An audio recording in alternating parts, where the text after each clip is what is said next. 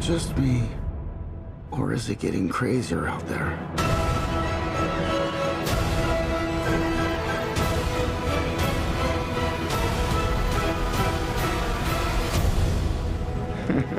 Send in the clowns. In the States, at least, comic book films have become so big that they are now their own genre. You know, when I was younger, that wasn't a genre. We had comedy and drama and horror, but now comic books is actually its own genre. And while there's been some incredible work done in that space, they always felt cut from the same cloth in that they were very big and event and CGI spectacles to some extent, and we just kept thinking, or I was thinking at the time, what would it be like to really strip it all down and do a really intimate character study, a deep dive kind of handmade movie where you explore one of these characters in an intense way. The thing I like about this film is there's not just one thing that changes Arthur. And really, as I read the script, my opinions about the character were always changing. I was never certain of what his motivations were. I think that was part of the appeal for me as an actor, was to explore all the different possibilities. It's a tough time in Gotham. I think people feel very disconnected and they distrust each other. And I think Arthur is somewhat a product of that. Can you please stop bothering my kid? Sorry. When you make a movie about one person, every other element becomes a character, if that makes sense. So the music is suddenly a character, and the locations are suddenly a character, and the setting, the time period, all those things have a much bigger impact, I've noticed, when it's a movie about one person. And so we always saw, when we were writing Gotham, as a broken down city, a city on the brink, where Arthur could inhabit and feel that world crumbling around him. I think the one thing that I knew, that I believed to be real, was he experienced childhood trauma. And I think that more than anything kind of shapes his perception of the world. I realized that he was had the traits of post-traumatic stress disorder. And that's somebody that's in a highly reactive state in which they perceive and look for a threat everywhere. So for me, that was really the foundation of the character, was this experience that he had when he was younger and how much it shaped the world. And finally, in a world where everyone thinks they could do my job, check out this guy. When I was a little boy and told people I was going to be a comedian, everyone laughed at me. Well, no one's laughing now. You can say that again, pal. I mean, Joaquin and I spent 6 months talking about the movie before we shot the first frame of the movie. So all we did was collaborate and talk about ways to do scenes, approaches to the character, tone, talk about telling him how the movie's gonna look. So yeah, no, this was pretty much, for me, the most intense collaboration I've had working in movies. One, because Joaquin makes everything intense, but also because the movie's essentially about one person. There are other actors in the movie, but Joaquin's in every frame, essentially. And I've never made a movie about one person before. I've made movies about groups and friends and da-da-da. But to really go deep dive with one actor was transformative for me. When you work with a filmmaker and you're the lead character, there's always a collaboration.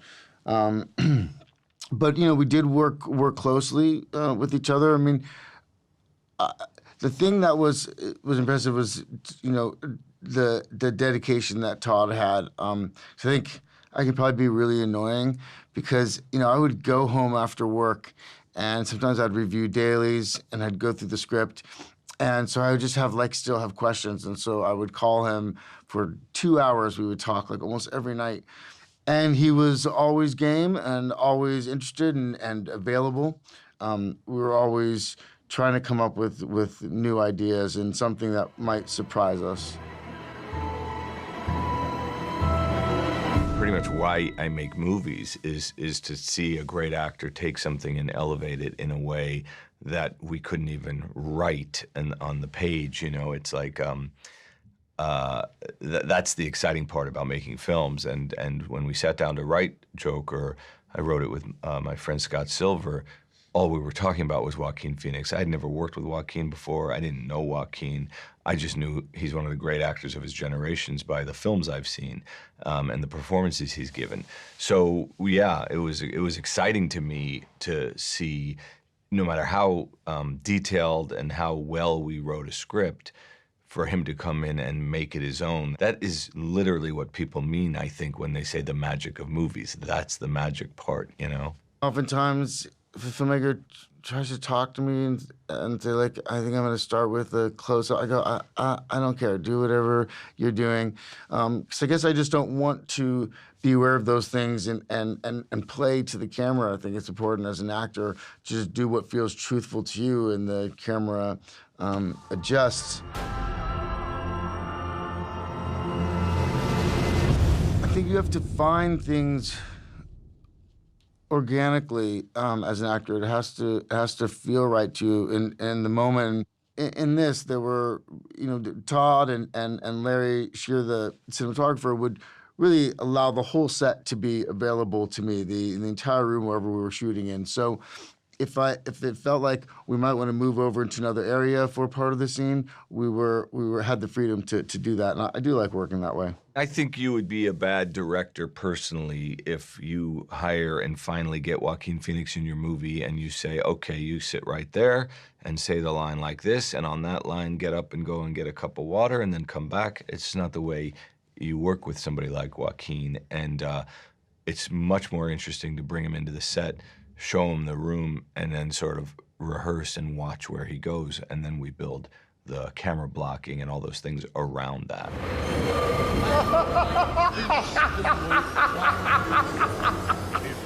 What's so funny?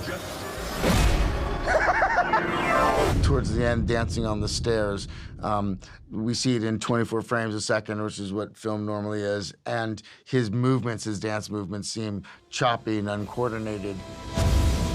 And then Todd then shot it in slow motion, and he appears graceful.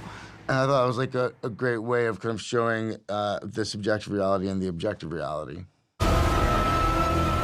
Certainly, the makeup and the suit that Joker has had quite an effect on me and the character. I mean, to be honest, when we went to shoot Joker, which I think it was the 6th week of shooting, it was the first time that I'd played that character. I didn't really know what I was going to do. We talked about a lot of different possibilities, but I wasn't sure what was going to happen. And when I put on the suit and the makeup, it was the first time that I had all of it together. I think it does just change you in some ways. And the character seemed to emerge for me then at that moment. For me, villains have always been more interesting and to some extent, and Joker is pretty much the biggest villain in comic book world, DC, I should say.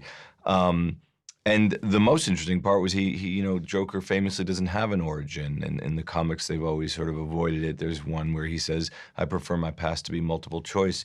So I thought, well, why not? I mean, I didn't realize at the time it would be as sacrilegious as it seems to be, but we just thought it would be a fun one to explore. One small thing. Yeah. When you bring me out, can you introduce me as Joker? I think part of what I love about filmmaking is the collaboration, not just with the filmmaker and the writer, which is obvious, but the profound effect that anybody that I come in contact with while I'm working can influence and shape the character.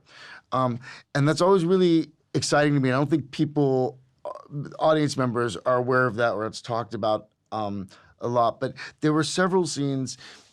For instance, there's a scene where I'm dyeing my hair green, and it was meant to have already been green, and it wasn't showing up when the wig was wet. The green wasn't showing up, and so we didn't know what to do. And Kay and Nikki, who worked on hair and makeup, suggested that we actually just get a little tube with some green dye and be putting it in. And we started doing that, shooting that scene, and it completely changed the way that I was approaching the scene. Or Joel from props in a scene gave me, I kind of had run out of things to do at the end of the scene or tried different versions. And he came and he handed me the gun. He goes, you have this, do you want to use that? And so then I started working with that, and that completely changed the end of that scene. So I think I love that collaboration, that there's all these different brilliant artists that come together who are all focused and committed to helping me find the character.